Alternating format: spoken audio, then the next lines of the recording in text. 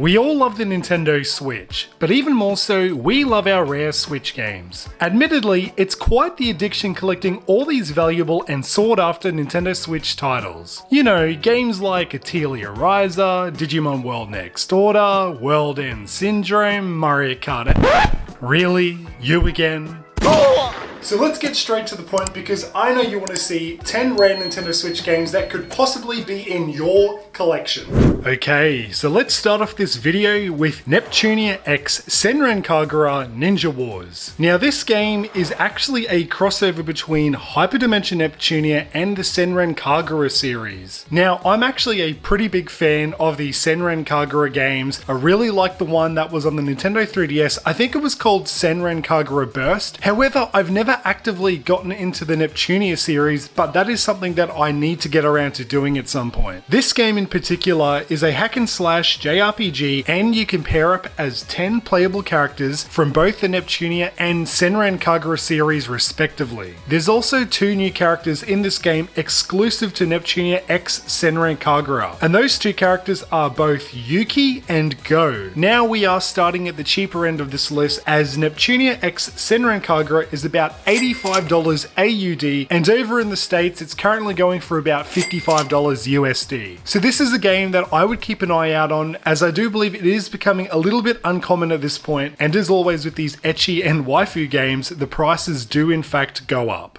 So the second game on this list is Pantsu Party. Now don't freak out, because the lucky thing about this game is that there is no ecchi or explicit content. That's right, the game's name is actually exactly what you would expect it to be. Panties, more specifically female underwear. Now the really cool thing about these panties is that they do come in all shapes, sizes, colors, and designs. So you can expect your typical blue and white striped panties, and also bizarre designs like a duck. This game does have a story mode, but it's nothing too special or crash hot. It's pretty sort of generic kind of story where you have to save humanity from the end of the world and brainwashing panties. And of course, this game also features a local multiplayer where you can have up to 4 people playing on the one Nintendo Switch console. So right now, Pantsu Party is going for about $90 AUD, and over in the States, it's about $60 USD. You will notice in this video that with each game we go by, prices will slightly go up for both territories. So make sure you stick around and see what the following games are.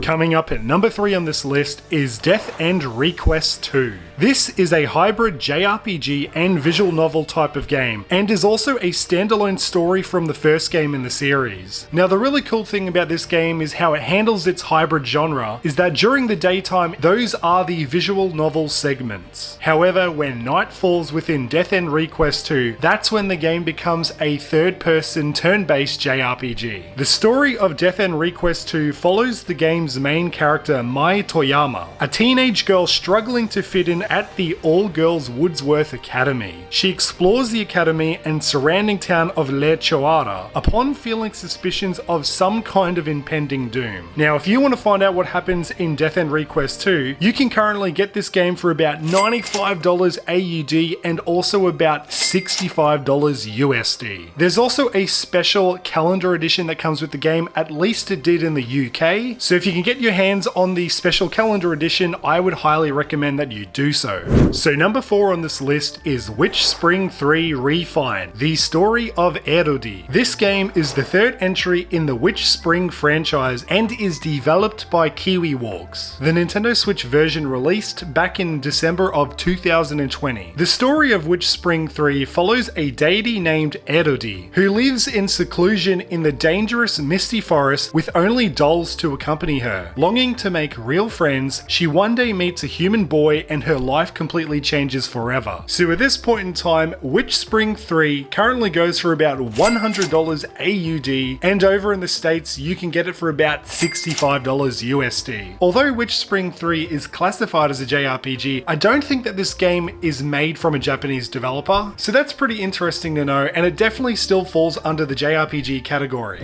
Now, coming in at the halfway point of this video, we've got Dusk Diver. This is a third-person action-adventure beat-em-up style of game, and is developed by JFI Games. games. Specifically with the Nintendo Switch version of Dusk Diver, the game had released back in October of 2019, luckily just before the pandemic. The plot within Dusk Diver revolves around Yang Yumo, and one day she and her friend Yusha find themselves in a twisted version of the city of Jimending. Yumo receives powers and with other guardian spirits, fights against creatures called Chaos Beasts, trying to keep the boundaries intact between both versions of the city. Australian prices for Dusk Diver currently go for about $105 AUD, but luckily in the United States you guys get it for about $50 USD. So now we're starting to see quite a bit of a price gap between both countries, which is really interesting, and it really makes me wonder why that's the case sometimes. It's ultimately up to you what version of the game you get, as Dusk Diver is a pretty kick-ass title regardless. So continuing with the cultured game pattern, next up we have Moero Crystal H. Now very obviously you will notice that this game has a huge emphasis on both ecchi and fan service content. So unfortunately this game isn't for everyone. There's a very particular type of fan base that this game caters towards. You know who you people are. Moero Crystal H is a dungeon crawling JRPG developed by Compile Heart, and it is in fact the third game within the Genkai Toki series, following Monster Monpiece and Moe Chronicle and preceding Genkai Toki 7 Pirates, also known as 7 Pirates H on the Nintendo Switch. Now this doesn't really come as a surprise to me, but the current going price for Moero Crystal H is about $110 AUD, and over in the States it's going for about $70 USD. So if you are a lover and collector of cultured Nintendo Switch games, I highly recommend that you add this one to your Nintendo Switch collection. So at number 7 on this list is Mary Skelter Finale. That's right, we have another anime JRPG. Mary Skelter Finale is also another dungeon crawling JRPG developed by Compile Heart. The game was initially planned for 2020 in the West, however due to the pandemic it was pushed a year later into 2021. This game is a continuation of the true ending of Mary Skelter Nightmares, but only after completing Mary Skelter 2. So you gotta do a little bit of back and forthing to get the proper outcome for the whole story and narrative. So at this point in time, Mary Skelter Finale goes for about $115 AUD, and over in the USA it's going for about $70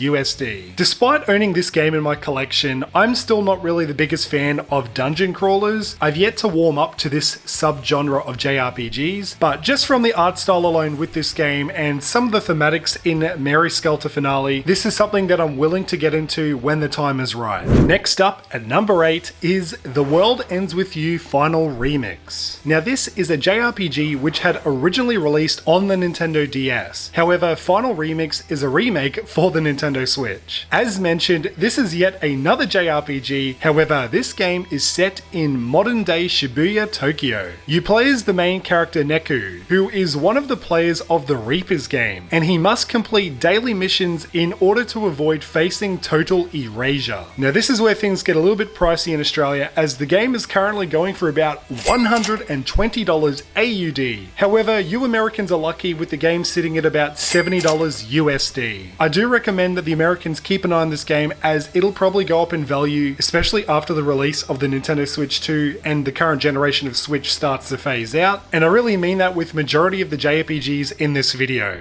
Now funnily enough, we are moving away from JRPGs just for a split second, as at number 9 we have Grizz. This is a very artistic and emotional indie game that deals with a lot of grief and suffering. Grizz is a rather special platform adventure game developed by indie Spanish studio Nomada Studio and published by Devolver Digital. Since we are nearing the end of the video, you can expect prices to be going up, and that is correct, as this game is currently going for about $120 AUD. And over in the States, this game is close to $100 at about $90 USD. Now admittedly, if you manage to get your hands on the collector's edition for the Nintendo Switch, that is something that is a little bit closer to about $200 AUD. And I wouldn't be surprised if it goes for about $150 USD. So of course, if you can manage to get your hands on the collector's edition, even though it's a little bit pricey, I'd say it's probably worth it in the long run. Now the final game on this list, yes, it's another JRPG, and that is in fact The Lost Child. Now this is one of those OG games which released for the Nintendo Switch back in 2017. And the game is developed by Crim and published by NIS America. Now to me at least, this game is obviously inspired by the Shin Megami Tensei series. And there's a lot of people online who say this is kind of like a discount SMT game. Honestly, they're probably not wrong about that. So The Lost Child is set in modern day Tokyo and is a follow-up to 2011's El Shaddai Ascension of the Metatron. So being the last game in this list, yes, this game is the most expensive in both regions, and currently The Lost Child is going for about $180 AUD. And if we quickly jump over to the States, you guys have it going for about $120 USD. So yeah, The Lost Child is the most expensive game on this list, hence why I left it till the very end of the video. And there's so many JRPGs on this list, but I always say to people that you gotta keep an eye out for these JRPGs because they always usually get the limited print runs, there's not a lot of copies out there, and as more time goes on, more of these games get more expensive and more rare. So keep that in mind going forward, even into the Nintendo Switch too. So now I want to hear from you guys, and you tell me in the comments below